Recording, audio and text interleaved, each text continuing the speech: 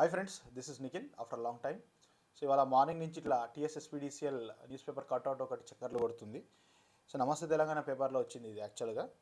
So ఇది ఎంతవరకు genuine అని అంటే తెలంగాణ న్యూస్ పేపర్లో వచ్చింది. ఇది ఏదో ఓరల్ స్టేట్మెంట్ లాగా కాకుండా ఒక ఇండికేటివ్ నోటీస్ లాగా ఇచ్చారు కాబట్టి ఇది దాదాపు నిజమని అనుకోవచ్చు. బట్ స్టిల్ దీని మీద ఫర్దర్ క్లారిఫికేషన్ నేను తెలుసుకొని ఇది ఎంతవరకు నిజం అవుతుంది అని చెప్పేసి నా టెలిగ్రామ్ గ్రూప్లో అప్డేట్ చేస్తాను. అట్ ది సేమ్ టైం మన యూట్యూబ్ కమ్యూనిటీ ట్యాబ్లో కూడా నేను పెడతాను, మీకు నోటిఫికేషన్ వస్తుంది. సో ఇప్పటివరకు మీరు నా టెలిగ్రామ్ గ్రూప్లో జాయిన్ కానట్లయితే ఇక్కడ కింద లింక్ ఇచ్చిన నేను టెలిగ్రామ్ గ్రూప్ది.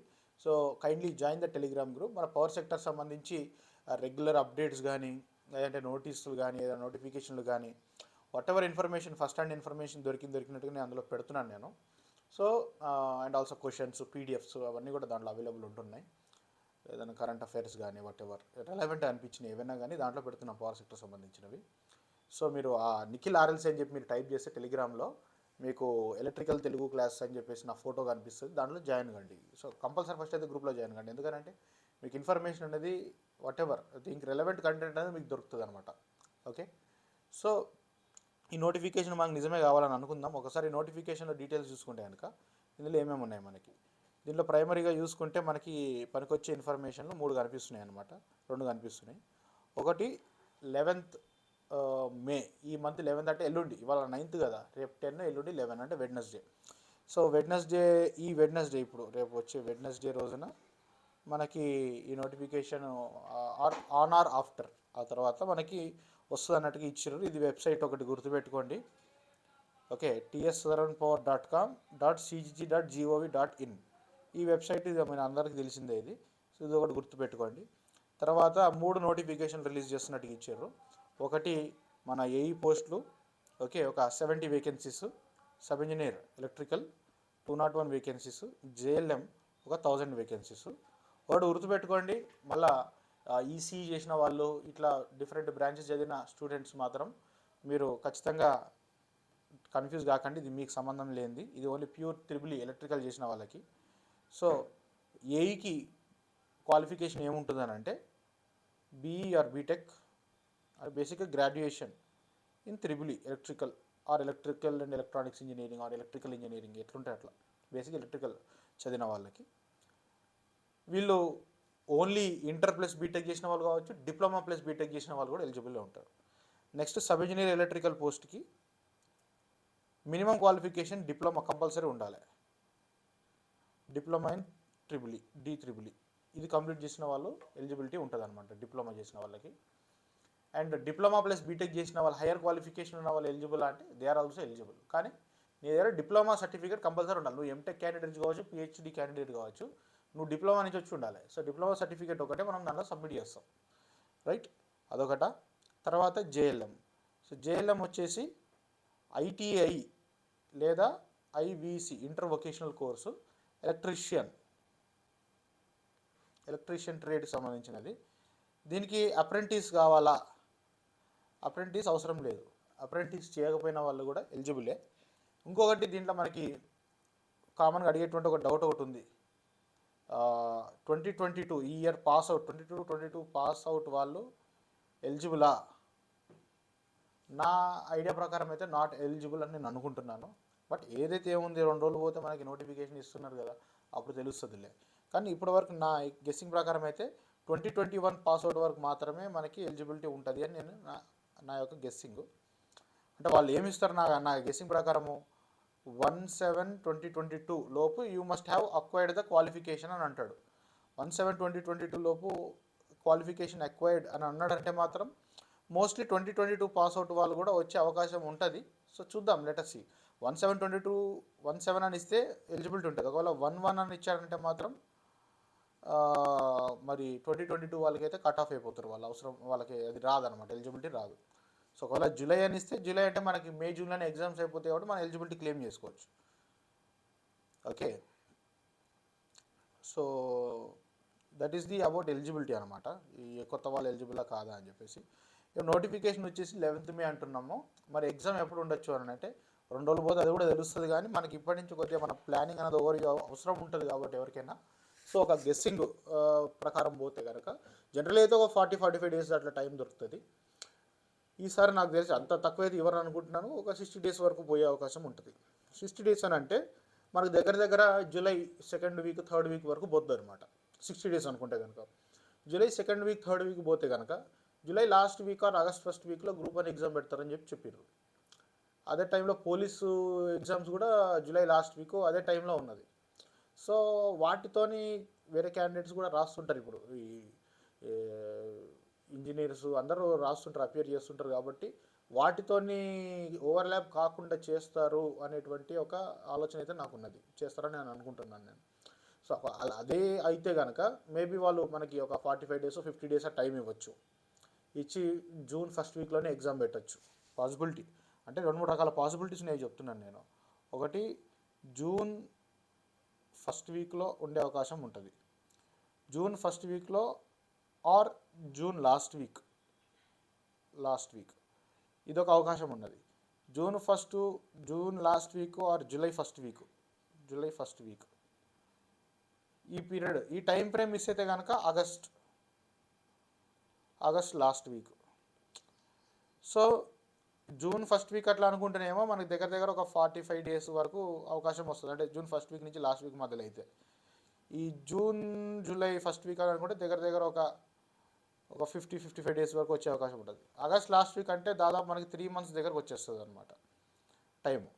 సో ఈ రేంజ్లో ఉంటుంది మనకి ఎగ్జామ్ నోటిఫికేషన్ అనేది. సరే ఏదేమైనా కానీ మనం ఒక మీడియం 50 కాదు ఒక 60 డేస్ అనుకుందాం. మనం 60 డేస్ యావరేజ్ పెట్టుకుందాం. రేపు నోటిఫికేషన్ వచ్చినాక మనం మన ప్రిపరేషన్ స్పీడ్ని మనం అడ్జస్ట్మెంట్ చేసుకుంటే ఒక 60 డేస్ అనుకోండి. ఇవాళకి 60 డేస్ పెట్టుకోండి, 2 months అంటే మే 11 కాబట్టి జూలై బేసిక్గా జూలై 11th వరకు మీరు ఏం చేసుకోవాలంటే మీ లైఫ్ని ఈ 60 డేస్ వరకు ఫ్రీజ్ యువర్ లైఫ్ అని అంటే ఇక ఇతర యాక్టివిటీస్ ఏవైతే ఉన్నా కానీ లైఫ్లో అన్నిటిని కూడా బంద్ పెట్టుకోండి. అంటే ఏదన్నా కమిట్మెంట్స్, ఎక్కడికైనా ట్రావెలింగ్ చేయడం, టూర్ చేయడం కానీ, లేకపోతే ఏదన్నా వెకేషన్స్ అటెండ్ కావడం కానీ అవసరం లేదు. ఒక 2 months అటెండ్ కాకపోతే ఏం కాదు. అండ్ ఒకవేళ మీరు వర్కింగ్ ఎంప్లాయీస్ అయితే కనుక డ్యూటీ నుంచి లీవ్ తీసుకోవడం, అవసరమైతే రిజైన్ చేయడం. అంటే రిజైన్ అనేది చాలా ఎక్స్ట్రీమ్ స్టెప్ అవుతుంది. అది it is up to your discretion అనమాట. ఒకవేళ అది పెద్ద ఇంపార్టెంట్ ఏం కాదు, మామూలు ప్రైవేట్ జాబే, మనం ఎట్లా రిజైన్ చేద్దామని చాలా రోజు అనుకుంటున్నా, ఈ కారణం మీద రిజైన్ చేస్తాను అనుకుంటే వాళ్ళు చేసుకోవచ్చు. లేదా ఎవరైనా గవర్నమెంట్ జాబ్లో ఉన్న వాళ్ళు అయితే కనుక మీరు you can go for some leave, ఏదైనా లాంగ్ లీవ్ కానీ, ఈఎల్స్ కానీ సంథింగ్ అట్లా మీరు ట్రై చేసుకొని 60 డేస్ మాత్రం నన్ను అడిగితే you must be on full time ప్రిపరేషన్లో ఉండి తీరాల్సిందే. ఎందుకంటే చూస్తే ఒకసారి ఈ నోటిఫికేషన్ చూస్తే కనుక జేఎల్ఎం ఎగ్జామ్ నోటిఫికేషన్ ప్రీవియస్గా ఎప్పుడైనా చూడండి. ప్రీవియస్ నోటిఫికేషన్ 19లో వచ్చింది, వీళ్ళకి పోస్టింగ్స్ 2020లో పోస్టింగ్స్ వచ్చినాయి. సబ్ ఇంజనీర్ చూస్తే 16లో నోటిఫికేషన్ వచ్చింది, 18లో వీళ్ళకి పోస్టింగ్స్ ఇవ్వడం జరిగింది. అంటే 2 years గ్యాప్. జేఎల్ఎం అయితే 1 year. అంటే మొదలు ఈ రెండింటిలో కూడా కోర్టు కేసులు అయినాయి. ఏఈ 18లో ఇచ్చి 18లో రిక్రూట్మెంట్ అయింది. అంటే ఏఈ పోస్టుల జనరల్ కాంట్రవర్సీ ఏమి ఉండదు. సో ఆ లెక్కన చూసుకుంటే ఆ ప్రీవియస్ కేసులు అన్నీ కూడా ఇక్కడ క్లియర్ అయిపోయినాయి. కాబట్టి ఇప్పుడు పెద్దగా ఇక్కడ కూడా హడిల్ ఏం లేదు. సో 2020లోనే ఇప్పుడు ఎగ్జామ్ పెడతారు. ఇయర్ ఎండ్ లోపే అంటే నవంబర్లో సెప్టెంబర్ లోపే పోస్టింగ్స్ కూడా వస్తాయి. వితిన్ 2-3 monthsలో ఎంబడే అయిపోతాయి అన్ని ప్రాసెస్ కూడా. ఇన్ కేస్ ఒక నోటిఫికేషన్ అది ట్రూత్ అని అనుకుంటే కనుక. సో ఇది పోతే, ఈ ఆపర్చునిటీ పోతే మళ్ళీ మనకి ఎప్పుడు ఆపర్చునిటీ వస్తుంది. ఈ ఆపర్చునిటీ పోతే మళ్ళీ నాకైతే పెద్ద తెలిసి ఆపర్చునిటీ అయితే ఏం కనిపించట్లేదు. ఎస్పెషలీ డిప్లొమా హోల్డర్స్కి మాత్రమైతే ఖచ్చితంగా ఎలక్ట్రికల్ వాళ్ళకి ఇంకా తెలంగాణ స్టేట్లో లైఫ్ లేదని చెప్పుకోవాలి, సబ్ ఇంజనీర్ విడిచిపెడితే. అంటే నెక్స్ట్ నోటిఫికేషన్ అంటే మనకి జెన్కో పడడానికి అవకాశం ఉంది. దానికి మేబీ ఒక 1 year టైం పట్టచ్చు. కానీ ఎస్పీడీసీలు కావాలనుకుంటే కనుక ఒక 4-5 years అయితే ఆగక తప్పదు. ట్రాన్స్కో అయినా సరే అంతే.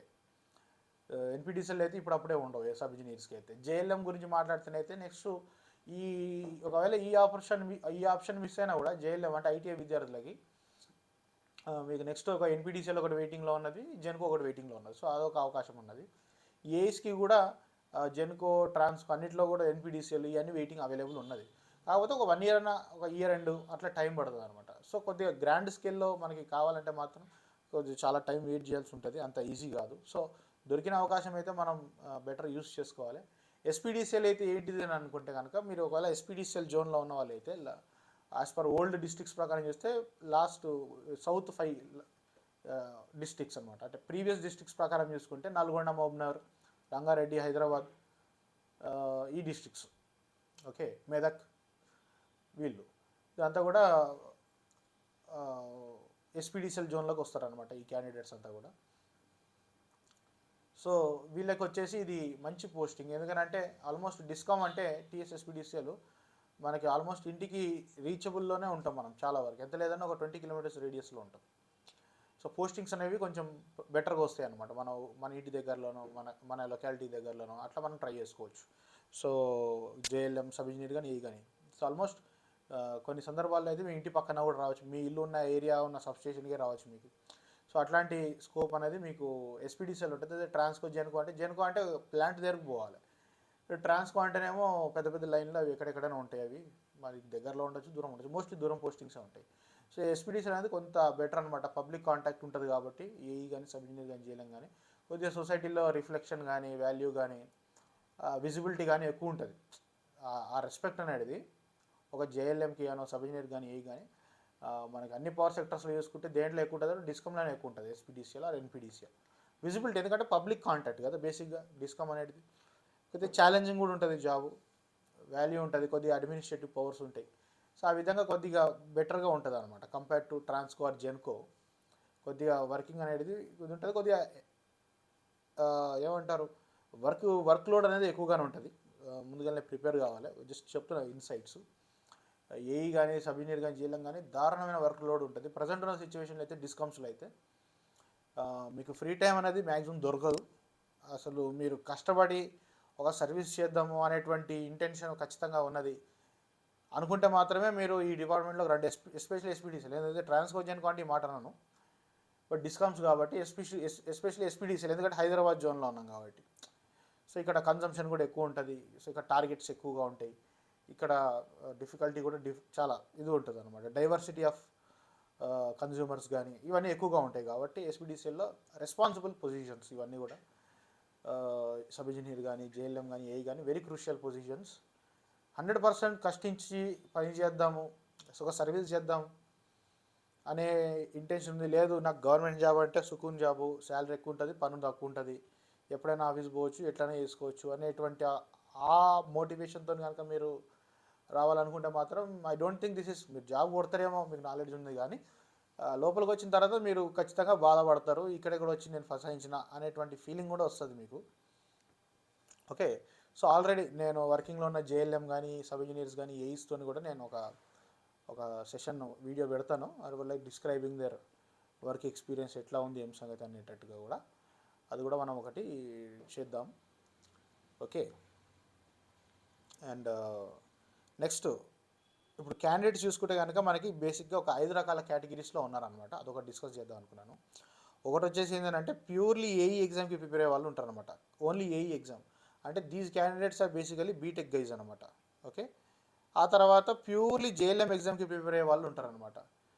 So these are nothing but ITI or IVC electrician trade చేసిన పీపుల్ అనమాట. థర్డ్ కేటగిరీ ఇది మేజర్గా వీళ్ళే ఉంటారనమాట. They are preparing both for sub engineer and exclusively sub engineer prepare అయ్యే వాళ్ళు చాలా తక్కువ ఉంటారు, అలా కూడా ఉంటారు. ఓన్లీ డిప్లొమా కంప్లీట్ చేసి ఇప్పుడు ఇంజనీరింగ్ చేస్తున్న వాళ్ళు, డిప్లొమా కంప్లీట్ చేసి ఇప్పుడు ఇంజనీరింగ్ చేస్తున్న వాళ్ళు. సో మేజర్గా డిప్లొమా కంప్లీటెడ్, బీటెక్ కూడా కంప్లీటెడ్ అయిన వాళ్ళు ఏఈ ప్లస్ సబ్ ఇంజనీర్ రెండింటికి ప్రిపేర్ అవుతుంటారు. Next JLM and sub engineer prepare అయ్యే వాళ్ళు ఉంటారు, ఎందుకంటే ఐటీఐ ఐవీసీ ప్లస్ డిప్లొమా కూడా చేసిన వాళ్ళు కూడా ఉంటారు చాలామంది. కొంతమంది మూడింటికి ప్రిపేర్ అయ్యేటోళ్ళు కూడా ఉంటారు, ఎందుకంటే వీళ్ళు ఐటీఐ డిప్లొమా బీటెక్ కూడా కంప్లీట్ చేసి ఉంటారు. ఇంకోటి 6th కేటగిరీ నేను చెప్దాం అనుకున్నా, అది ఏంటంటే ఓన్లీ సబ్ ఇంజనీర్కి మాత్రమే ప్రిపేర్ అయ్యేటోళ్ళు ఉంటారు.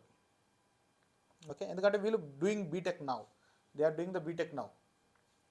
ఓకే, సో ఒకవేళ ఇలాంటి క్యాండిడేట్స్ ఉంటే కనుక, సరే ఇప్పుడు నేను బీటెక్ చేస్తున్నా, మరి నేను ఈ సబ్ ఇంజనీర్కి ప్రిపేర్ కావాలా, మళ్ళీ నాకు బీటెక్ ఆప్షన్ ఉంటుందా ఫ్యూచర్లో అని అంటే ఒకటి గుర్తుపెట్టుకోండి, ఇలాంటి క్యాండిడేట్స్ ఉంటే కనుక you prefer doing preparation for sub engineer. First job కొట్టండి, ఎందుకంటే ఫస్ట్ ఆల్ బీటెక్ కంప్లీట్ అయినా కూడా మీకు ఒక గవర్నమెంట్ జాబ్ దొరకడము అనేటువంటిది నెక్స్ట్ ఇంపాసిబుల్ కేసు అయిపోయింది, అట్లీస్ట్ ఇన్ ఇండియా. తెలంగాణలో అండ్ ఇండియా వైడ్ ఇదే పరిస్థితిగా ఉన్నది. Okay, so I would suggest go for sub engineer only. మరి నా బీటెక్ ఎట్లా సార్, నాకు హైయర్ ఎడ్యుకేషన్ ఎట్లా అని అనుకుంటే then you can do AMI. Okay, AMI అనేటువంటి ఒక ఆప్షన్ ఉంటుంది. Okay, institute of engineers. So దాని గురించి నేను తర్వాత చెప్తాను. అది ఒక కైండ్ ఆఫ్ డిస్టెన్స్ కోర్స్ లాంటిది. It is equal to BE BTech. ఇంకోటి మళ్ళీ చెప్తున్నాను, డిస్టెన్స్లో బీఈ బీటెక్ కోర్సెస్ ఎవరు ఆఫర్ చేయట్లేదు ఇండియాలో, ఏ యూనివర్సిటీకి పర్మిషన్ లేదు. ఒకవేళ అట్లా మీకు ఎవరైనా చేస్తాం అది ఇది అని అంటే మాత్రం you don't believe, don't get in to the trap. అట్లాంటి దానిలోకి వెళ్ళకండి. అదొకటి ఇన్ఫర్మేషన్ ఇవ్వదలుచుకున్నాను. నెక్స్ట్ ఇంకొక వెరీ ఇంపార్టెంట్ కాషన్, ఎవరైనా మేము డిపార్ట్మెంట్ క్యాండిడేట్స్, మాకు లోపల ఇన్ఫ్లుయెన్స్ ఉన్నది, మీరు నాకు ఇన్ని ఒక 10 లక్షలు ఇవ్వండి, 15 లక్షలు ఇవ్వండి, నేను జాబ్ ఇప్పిస్తా అని మీకు ఎవరైనా అట్లా ఎంత నమ్మకమైన వాళ్ళు ఉన్నా కూడా please kindly don't entertain such people. అలాంటి సిచ్యువేషన్ లేనే లేదు. అట్లాంటి రోజులు పోయి కూడా ఒక 10-20 సంవత్సరాలు అయిపోయింది. ఏది ఈ రికమెండేషన్లతో జాబులు కొట్టించుడు, ఈ సిచ్యువేషన్ అనేది తెలంగాణలో అయితే అట్లీస్ట్ లేనే లేదు. ఇండియాలో ఎక్కడైనా ఉంటుందేమో నాకు తెలియదు, కానీ తెలంగాణలో అయితే 100% లేదని నేను చెప్తాను. టీఎస్పీఎస్సీ కావచ్చు, పోలీస్ డిపార్ట్మెంట్ కావచ్చు, మన పవర్ సెక్టర్ బోర్డు కావచ్చు, ఎలక్ట్రిసిటీ బోర్డు అయినా కానీ అసలు రికమెండేషన్లతో జాబ్ ఇప్పించే రోజులు పోయినాయి. ఇప్పుడు లేదు. ఓకే, డబ్బులు పెడితే జాబ్ వచ్చేది అది ఎవ్వరికి లేదు. అది చెప్తున్నా, గుర్తుపెట్టుకోండి. This is for sure. ఎవరు అట్లాంటి డైరెక్షన్లో వెళ్ళకండి. మీకు చదివే ఓపిక లేదు, మాకు డబ్బులు ఉన్నాయి బాగా, మేము డబ్బులు పెట్టి జాబ్ కొనుక్కుంటామంటే మాత్రం డబ్బులు ఖర్చు పెట్టుకోండి. మీ దగ్గర డబ్బులు ఉన్న కాడికి మీ జాబ్ అయితే రాదు, అది నేను మాత్రం గ్యారంటీ ఇస్తాను. ఒకవేళ అలా మీకు ఎవరైనా అప్రోచ్ అయినా కూడా మీరు ఖచ్చితంగా ఏసీబీ కానీ పోలీస్ డిపార్ట్మెంట్ వాళ్ళకి కానీ మీరు 100% నోటీస్ ఇవ్వాలి. లేకపోతే నా నోటీస్ తీసుకొచ్చినా కూడా నేనైనా కానీ నేను కంప్లైంట్ ఫైల్ చేస్తాను. అట్లాంటి వాళ్ళని బయటికి దిద్దాం. నెక్స్ట్ క్యాండిడేట్స్ చూసుకుంటే కనుక మనకి 3 రకాల క్యాండిడేట్స్ ఉంటారు. ఫ్రెష్ పాస్అవుట్ క్యాండిడేట్స్ ఉంటారు. ఫ్రెష్ పాస్అవుట్స్ అంటే నేను 2019కి వెళ్ళి క్యాలిక్యులేషన్ చేస్తాను. నేను 2019, 20, 21 ఒకవేళ ఎలిజిబిలిటీ ఉంటే 22 కూడా. సో వీళ్ళు ఫ్రెష్ పాస్అవుట్ క్యాండిడేట్స్ ఉంటారు. నెక్స్ట్ వర్కింగ్ క్యాండిడేట్స్ ఉంటారు, అంటే minimum about 2 years work experience ఉన్న వాళ్ళు. సో ప్రైవేట్ సెక్టర్లో ఉన్న వాళ్ళు ఉంటారు, గవర్నమెంట్ ఉంటారు. సో గవర్నమెంట్ అంటే జనరల్గా ఐటీఐ వాళ్ళు అయితే కొంతమంది జేఎల్ఎంస్ ఉన్నారు ఇప్పుడు, లేదంటే వేరే ఏదైనా డిపార్ట్మెంట్స్ సెంట్రల్ గవర్నమెంట్స్లో వర్క్ చేస్తున్న వాళ్ళు ఉన్నారు. డిప్లొమా క్యాండిడేట్స్ అయితే గవర్నమెంట్ అంటే సబ్ ఇంజనీర్ చేస్తున్న వాళ్ళు ఉన్నారు, లేకపోతే కొంతమంది ఏదైనా సెంట్రల్ గవర్నమెంట్ కంపెనీస్లో కానీ వేరే దాంట్లో సెటిల్ అయిన ఉంటారు. ప్రైవేట్ అంటే అందరూ ఉన్నారు, బీఈబీటీ క్యాండిడేట్స్ అందరూ ఉన్నారు. సో ఇలాంటి క్యాండిడేట్స్ ఉన్నారు. ఇంకోటి ఫుల్ టైం ప్రిపేర్ అయ్యే వాళ్ళు ఉన్నారు, అబౌట్ 2 years. అంటే maybe they are passed out before 2019, 18, 17, 16 up to 2010, 11, 12 వరకు కూడా పాస్అవుట్ అయ్యి స్టిల్ అన్ఎంప్లాయిడ్గా ఉండి ప్రిపేర్ అవుతున్న వాళ్ళు కూడా ఇప్పటికీ ఉన్నారు. ఇలాంటి వాళ్ళు ఉన్నారు. సో ఇక్కడ మనకి మేజర్ ఎవరితో మనకి పోటీ తగులుతుంది అని అంటే ఎస్పెషల్లీ ఈ ఫ్రెష్ పాస్అవుట్ క్యాండిడేట్స్కి ఫుల్ టైం ప్రిపేర్ అవుతున్న వాళ్ళ దగ్గర నుంచి మనకు పోటీ తగులుతుంది. ఈ ఫ్రెష్ పాస్అవుట్ క్యాండిడేట్ ఎందుకంటే వీళ్ళు ఫ్రెష్గా పాస్అవుట్ అయ్యారు, వీళ్ళ మైండ్ సెట్ అనేది డిఫరెంట్గా ఉంటుంది. దీనిలో చాలా వరకు కూడా మంచి గేట్ ఎగ్జామ్ రాసి మంచి స్కోర్ చేసిన వాళ్ళు కూడా ఉంటారు. ఇప్పుడు మన సిలబస్ చూసుకుంటే కూడా ఏఈ సబ్ ఇంజనీర్ ఇవి చూసుకుంటే కనుక ఏఈ సిలబస్ వచ్చేసి దాదాపు గేట్ సిలబస్ దగ్గరగా 2018లో అయితే ఇచ్చిర్రు. మరి ఇప్పుడు అదే సిలబస్ ఉంటుందా అన్నది రేపు చూడాలి, తెలుస్తుంది. ఉంటుందని అనుకుంటున్నాం. ఇదే సబ్ ఇంజనీర్ తీసుకుంటే మన 2016 ఎస్పీడీసీఎల్ నోటిఫికేషన్లో ఈసెట్ సిలబస్ ఇవ్వడం జరిగింది. అదే మన ఎన్పీడీసీఎల్ తీసుకున్న ఇంతో ట్రాన్స్ఫర్ ఎగ్జామ్ తీసుకున్నా కూడా అది చాలా ఈజీ సిలబస్ ఉండే. దాంట్లో అసలు ఓన్లీ కోర్ ఎలక్ట్రికల్ 4-5 సబ్జెక్టులు అవే ఉంటాయి అన్నమాట. మీకు ఎలక్ట్రానిక్స్ అన్న ముచ్చట ఉండదు దాంట్లో. మరి ఈసారి ఎస్పీడీసీఎల్కి ఏం తీసుకుంటారంటే నేను ఇదే తీసుకుంటారేమో అనుకుంటున్నాను. ఎందుకంటే ఎస్పీడీసీఎల్ అంటే బేసిక్గా it relates to Osman university campus. So OU campus నుంచి పేపర్ ప్రిపేర్ చేయడం అనేది జరుగుతుంది. ఓయూ పేపర్ ప్రిపేర్ చేసి ఎట్లుంటుంది అని అంటే ఎంతసేపు వీడిని నొక్కాలా తొక్కాలా అన్నట్టుగానే ఉంటుంది వాళ్ళ యొక్క యాటిట్యూడు. సో 100% మిమ్మల్ని కిందికి లాగే ప్రయత్నం చేస్తుంది ఓయూ. వేరే యూనివర్సిటీస్ ఎట్లుంటాయనంటే అరే వీనికి జాబ్ వస్తుందిరా, వీడు బతాడరా, వీడు లేపుదాము అన్నట్టుగా పేపర్ ప్రిపేర్ చేస్తారు. వీళ్ళు ఎలిమినేట్ చేసి పడేద్దాం అని అసలు ఎక్కడ లేని క్వశ్చన్ సృష్టించి మరీ పెడతారు.